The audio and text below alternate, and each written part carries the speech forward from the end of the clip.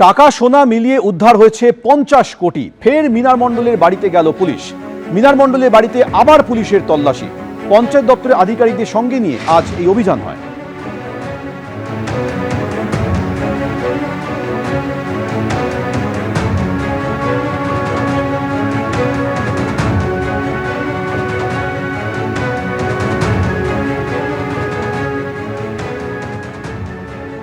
মোহাম্মদ বাজারে মিনার মণ্ডলের বাড়ি, যে মিনার মণ্ডলের বাড়ি থেকে কোটি কোটি টাকা সোনা উদ্ধার হয়, সেই বাড়িতে কিন্তু পুলিশ এবং পঞ্চায়েতের আধিকারিকরা তারা এসে পৌঁছেছেন এবং ইতিমধ্যে দেখতে পাচ্ছি বাড়ির একটা ড্রয়িং ওনারা কিন্তু করেছেন, যে কতগুলি বেডরুম রয়েছে, কতগুলো কি রয়েছে সেই বিষয়টা।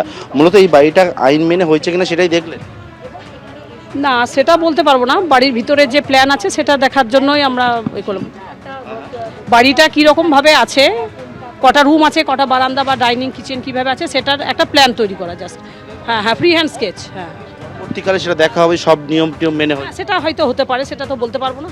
পঞ্চায়েতের তরফ থেকে এবং পুলিশ পঞ্চায়েতের যারা কর্মীরা রয়েছেন তাদেরকে নিয়ে আসেন, আধিকারিকদের নিয়ে আসেন এবং আসার পরবর্তীকালে এখানে যে সিল করা ছিল মিনার মণ্ডলের বাড়ি, মিনার মণ্ডলের বাড়ির সিল তারা খুলে ভেতরে কতগুলি বেডরুম রয়েছে, কি কি রয়েছে সেই বিষয়ে একটা পুঙ্খানুপুঙ্খ বর্ণনা ওনারা কিন্তু এখান থেকে নিলেন এবং ছবি আঁকলেন। ক্যামেরায় পার্থপ্রতিম রায়ের সঙ্গে পার্থপ্রতিম ঘোষ, এবিপি আনন্দ, বীরভূম।